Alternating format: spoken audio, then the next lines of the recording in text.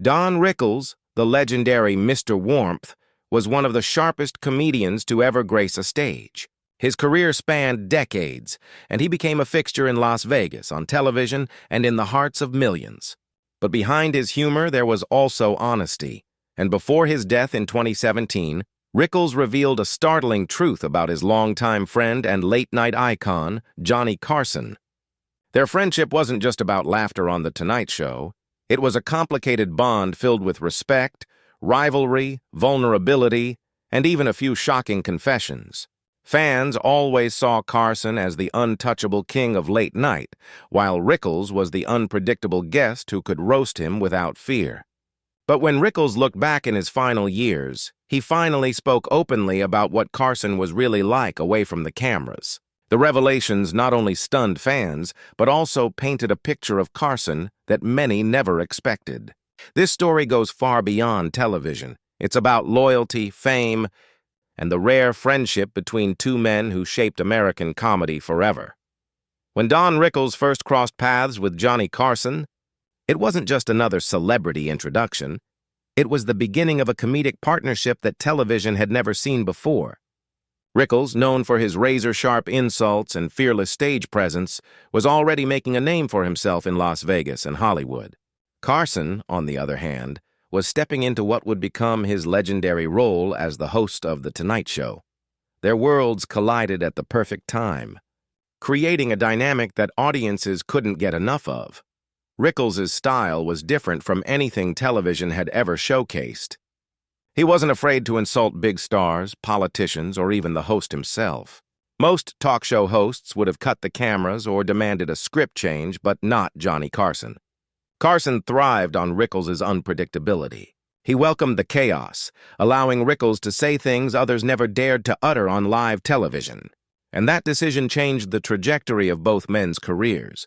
Their first few on-air encounters set the tone for decades of friendship. Rickles would barge onto the set, tossing playful insults, calling Carson names, and mocking him in ways that made audiences howl with laughter. Carson, known for his cool, composed demeanor, played the perfect straight man. Instead of shutting Rickles down, he leaned into the joke, often with his signature smirk or perfectly timed comeback. It was comedy magic, improvised, raw, and unforgettable, but behind the laughter was mutual respect. Carson understood that Rickles' humor, while sharp, was never truly cruel. And Rickles, beneath all the bravado, admired Carson's quick wit and ability to roll with anything. Unlike other stars who might have taken offense at Rickles' biting remarks, Carson embraced it, knowing it was all part of the act. This chemistry made Rickles a recurring guest on The Tonight Show. Every appearance felt like an event, something audiences tuned in specifically to see. Rickles wasn't just another comedian making the rounds. He was the one person who could disarm Carson, making him laugh uncontrollably, sometimes even breaking his usually composed on-screen persona. For viewers at home, it was a rare glimpse of the real Johnny Carson, and that made the moments even more special. Off-screen, the two men began developing a bond as well.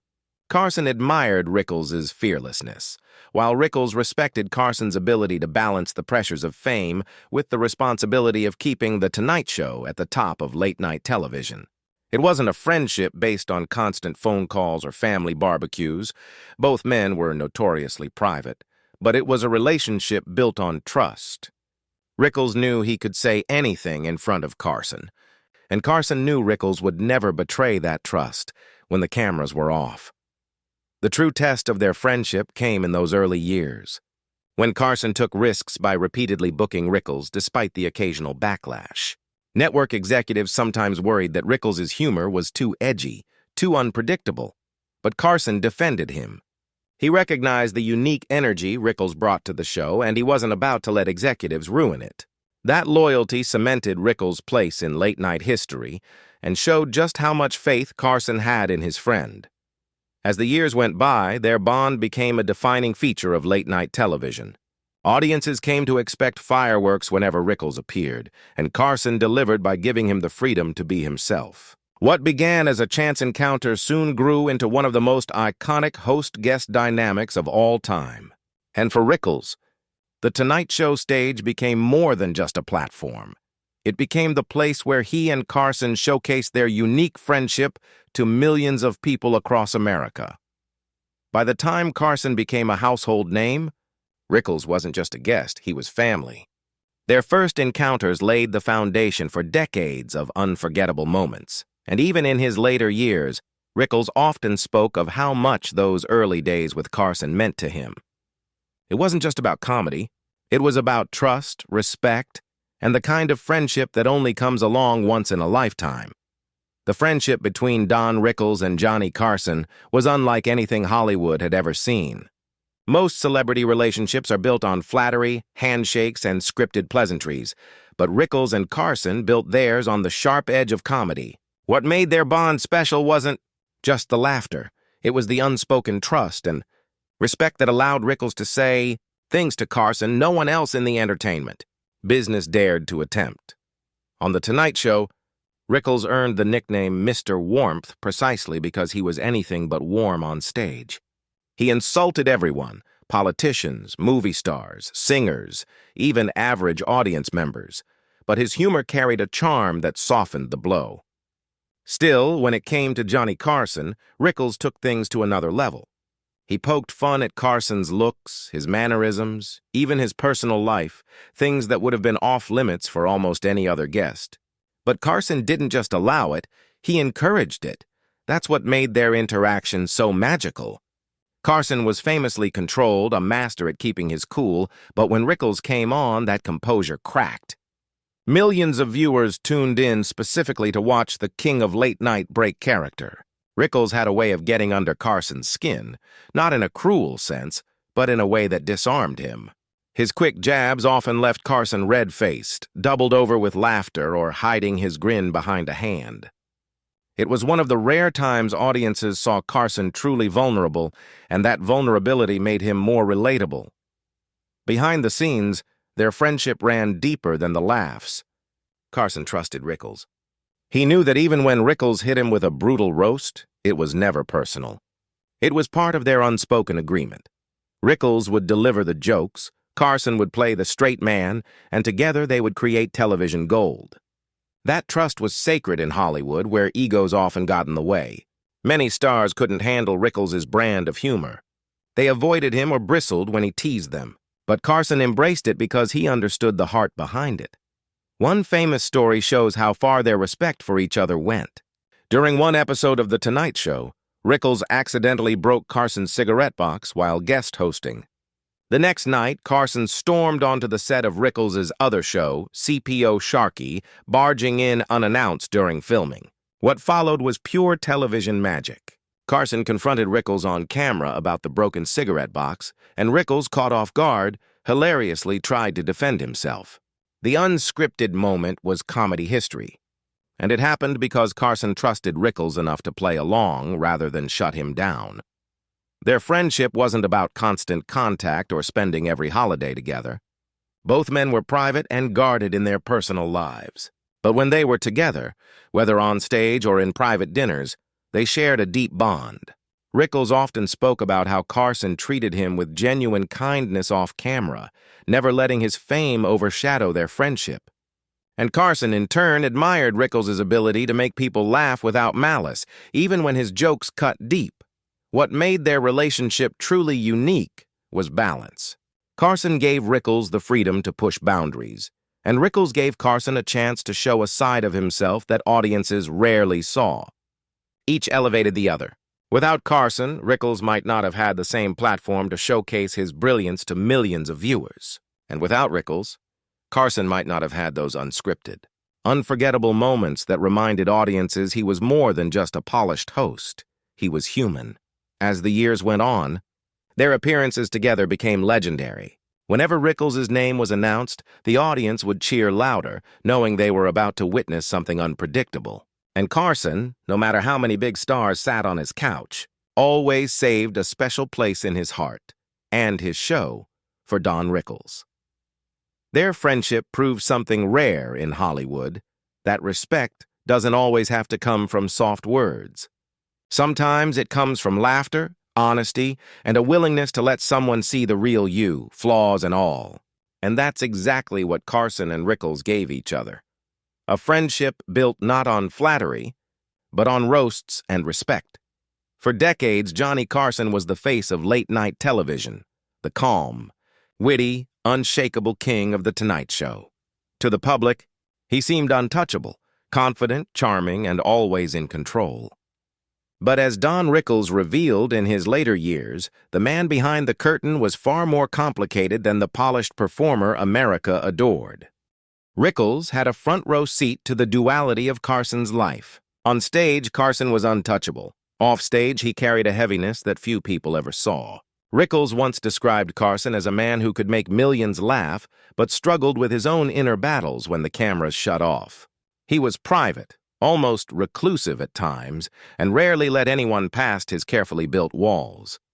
One of the truths Rickles shared was about Carson's loneliness. Despite his fame and fortune, Carson often kept people at a distance.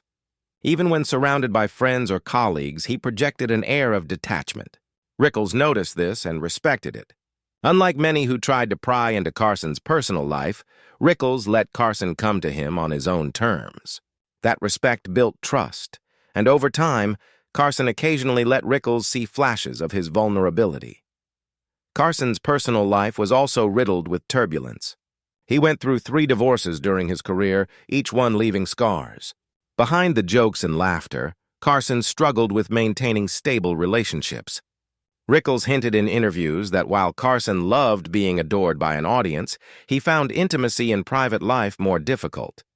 Fame had built him up as a larger-than-life figure, but it also created walls that were hard to tear down. There was also the pressure of the job itself. Hosting The Tonight Show wasn't just about cracking jokes. It was about staying sharp night after night, managing egos of guests, and maintaining ratings in a competitive television landscape. Rickles often said that people underestimated just how much work Carson put into his craft.